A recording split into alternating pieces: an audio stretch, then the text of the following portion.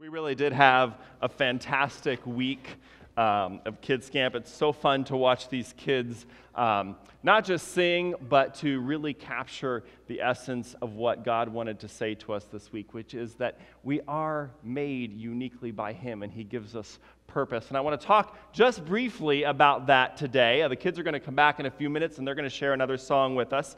But this whole week has been built around this gadgets and gizmos theme. So in order not to break that continuity, I want to talk for just a few minutes about gadgets with you, okay? Actually, we're going to play a game. Kids, you guys got to play games all week. Pantyhose bowling and toilet paper unrolling and all kinds of crazy stuff. But we're going to play a game, and this one's going to be just for the adults, all right? Now, if they can't do it, then I'll give you guys a shot. But we're going to let them tackle that. They're excited already. All right, very good. So this game is called Guess the Gadget. It's very simple. I will show you a picture of a gadget, and it's your job to tell me what that gadget is to be used for. Now, normally in church, we're not supposed to yell out, but in this case, I give you permission. This is Kids Camp Sunday. The whole week was about yelling. So if you know what this gadget is, feel free to call out its purpose. So let's look at the first gadget.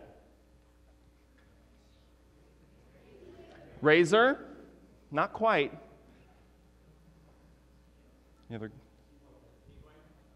What is it? Teeth whitener. No, I heard meat grinder at first. I thought, no, it's not either one of those things. Adults?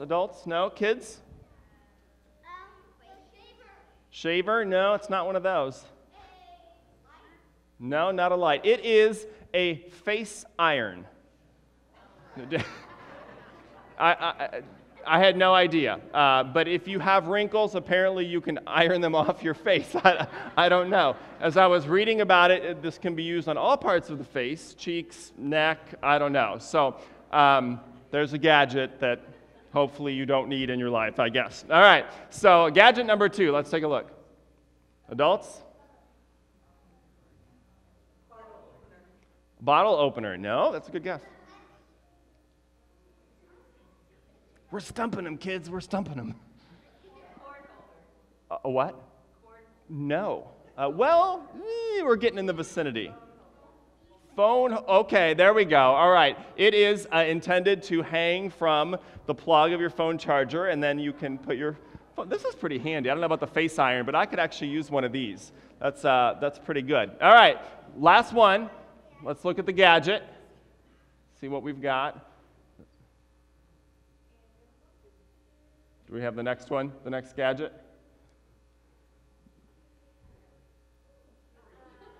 There you go. We're not going to guess. We're going to tell you right off the bat what this one is, okay? This isn't, if we have the picture of the gadget, you can put it up there, but it's an Oreo dipper. So this is for the awful trauma of actually getting milk on your fingers when you dunk it.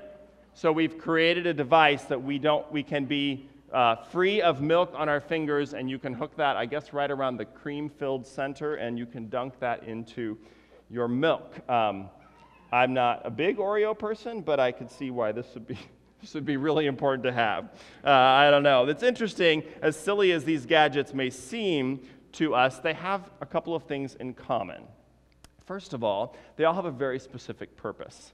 So outside of what they were intended and created for, I'm not sure that there's much value to them. Now, some of you are especially creative, and you're thinking, I don't know, I could find a few uses for some of those things. And maybe you could, but really they do what they were designed to do, and that's about it. You don't get a whole lot more out of it than the specific purpose for which they designed. They meet a very specific need for which they were created. The second thing about them is that we all needed a little bit of help actually determining what that purpose was. If you had someone gave you these gadgets with no wrapping, no packaging, no instructions, no explanation, at least in my house, it'd probably just end up in a junk drawer somewhere because I would have no idea what to do with these things without a little bit of help. So, and originally, these ideas came from the inventor themselves. So without someone to tell us this is what it's for, this is the purpose of this object, this is why I've created it, they're rather useless, actually. To us. This whole week with our Gadgets and Gizmos theme, we've been pointing kids, and we're going to talk today a little bit about this basic yet incredibly powerful truth that God made me. It seems basic, and it is in one sense, But when we really internalize what that means, it's incredibly powerful. Kids, we've been saying the bottom lines and repeating them all week. We just did a minute ago, so let's do this one again. The bottom line for day one was, God made me. Yeah, in fact, adults, let's join them. Let's all say that. God made me. Absolutely. Most of us probably accept that pretty easily. God made me. I know that. I agree. Maybe some of us are a little skeptical. The jury's out for you on theories of creation or origin of the world. Maybe some of you would say, I don't know, I don't really think about it that much, actually, and when I do, I don't know that it has a dramatic impact on my life, this idea that God made me. But here's why I think this statement really, really matters, not just for kids at kids camp, but for all of us. Because the statement, God made me, doesn't just talk about our purpose or our origin, it talks about our purpose. Because God, the fact that He created us, points to the fact that He has a purpose for us. And so I'd like to offer you this statement as today's bottom line. Kids, we get bottom line number 6 today, and we're going to say this together as well. Because God made me, only He can give me purpose. Purpose and value is something that every one of us desires and are searching for. To know that our life matters for some reason beyond ourselves. We're all looking for purpose. We've all faced situations in life where we were trying to answer that basic question, what is the purpose? If you've ever changed jobs or had a career shift in your life, then you faced some of those questions probably. What was I designed to do? What is my contribution? What do I want to be when I grow up? Kids, how many of you have a plan? Raise your hand if you know what you want to be when you grow up. I would love to poll every one of you right now, but we don't have time because that would be really interesting. That's a question of purpose. What is my life for? If you're married or if you have kids, then you face those moments where there's this major purpose shift in your life. I'm no longer responsible for just me, but now I have other people that I'm caring for, that I'm responsible for in my life. And so there's this purpose change. We are all looking to answer the basic question of purpose in our life. Kids, any of you ever moved to a different city? Any of you moved here from another city? Have you ever started in a new school, a different house? That too. Have you ever started a new school or tried something new, like joined a sports team or a club that you've never done before? Absolutely. Then you've probably thought, I wonder if I'm going to be good at it. I wonder if I can do this. What are people going to say about me? Is this going to work? Those are all questions. You weren't probably thinking about it this way, but those are all questions of purpose. What really was I made to do? What did God create me for? We're all in need of an answer to the question of purpose, and I'm really, really glad that we have the Bible, God's Word, to give us guidance about that. We're going to spend just a few moments in Psalm 139. If you have your Bibles, you can open them to Psalm 139. It'll be on the screen as well. But our whole kids camp was drawn from this psalm. It's an amazingly beautiful psalm. I encourage you all to read it later today. But we're going to look just at verses 13 through 16. Just a small portion of this psalm written by King David, the greatest king of ancient Israel. And the Psalms were written to be songs. They were to be sung. So when you read them, you're reading song lyrics, which you know are often intended to communicate some truth, some idea in poignant, powerful, descriptive language. And so we're going to see that here in Psalm 139, written by King David, and he's talking to God as he writes, or was singing, or other people were singing this song when it was written. Verse 13, you made all the delicate inner parts of my body and knit me together in my mother's womb.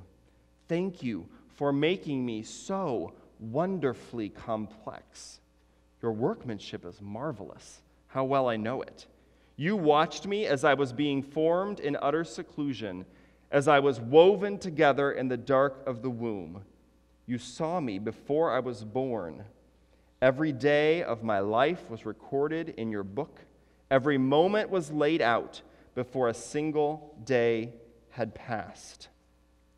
Notice how in just a few verses, King David goes from talking about his origin, his creation, where he came from, to talking about his purpose, the trajectory of his life. He begins by marveling at the fact that God intentionally and purposefully put him together, as he did every one of us.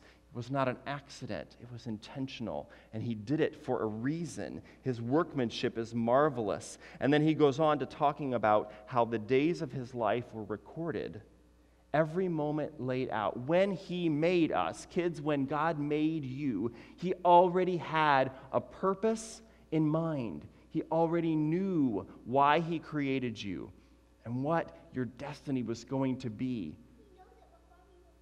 Yes, that is exactly right. He does. And for every one of these adults, the same is true. He created us for a purpose, and he gives us that purpose. Just like the gadgets that I showed you at the beginning, if you really want to know what the true purpose of life is, you have to go back to the person who created you. Only the creators of these gadgets ultimately could have said this is what they're for. We would have stumbled around trying to figure it out, but the person who created the Oreo dipper could say, well, it's for an Oreo, not to clean out your ears or something else. The creator of these inventions are the ones that can tell us what they are for. And God is eager to show us what that purpose is. He made us to know him and receive that purpose, and that's why he sent Jesus to the earth 2,000 years ago. And in kids camp, the rest of the bottom lines talked about purpose. Kids, we're going to say them again because I really don't want you to forget them, and because I want the adults to know them too. God made me was the first one. We said that one. What was the second one? God made me to trust him. That's why he made you. He made you to trust him because he created you so you can trust him. He put you together. What was the third one? God made me to follow him. Anything else other than following God and following Jesus is outside of the purpose for which he created us, will only lead to frustration, missed opportunities, until we discover that the purpose of why we were created was to follow him. We'll be missing something. What about the next one? After God made me to follow Jesus, do you remember the fourth one? God made me to help others. And what was the last one? God made me to shine. Absolutely, to help others and to shine. Some of you, and the worship team can go ahead and come. We're going to wrap up here. Some of you have long had a relationship with Jesus Christ and discovered what it means to have purpose. I want to remind you of this basic truth. He made you to help others and to shine. That is simple language. That is kid-friendly. It was packaged for kids camp, but it is powerful if we live it. That is your purpose, to shine, to go into the world and carry the good news of Jesus to the people around you that are hurting, that have yet to discover what their purpose is, and they're searching for it even if they don't even know it. You were created to help others and to shine. If you don't have a relationship with Jesus, or if you feel like this is me, I'm needing purpose, I need to discover what this is, then I say, you can find it in Jesus. He created you to follow him. He created you to trust him. If you have questions about that, what that means, I would love to talk to you about that. You can take out your Next Steps card that's in your bulletin, and you can mark the box on there that says, I'd like to know what it means to have a relationship with Jesus. Write your name and phone number on it. I will call you this week. I would love to chat about that. Or maybe you feel like this is an urgent thing for me. Life has been crazy. I feel like I'm wandering a little bit aimlessly. Things feel a little bit out of control. I feel like I need a little purpose. I need to know, why exactly am I here? What is the reason for my existence? Maybe you need to have that conversation today. I would love to do that. As we wrap up our service in just a few minutes, I'm going to make my way to the cross here in the corner. I would love to meet you over there and have a conversation with you, answer questions. This is not a pressure situation, but I would love to talk to you because you were created for a purpose and for a reason. Life does not have to be a mystery. God made you to follow him and to trust him, to help others and to shine your light.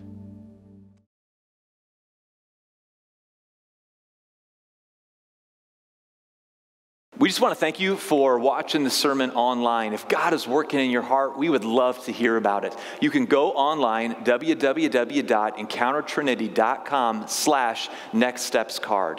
You can fill out information there. Let us know what God is doing in your heart. If you need help with anything, we would love to help. Counseling, we would love to do anything that we can to help you go to that next level.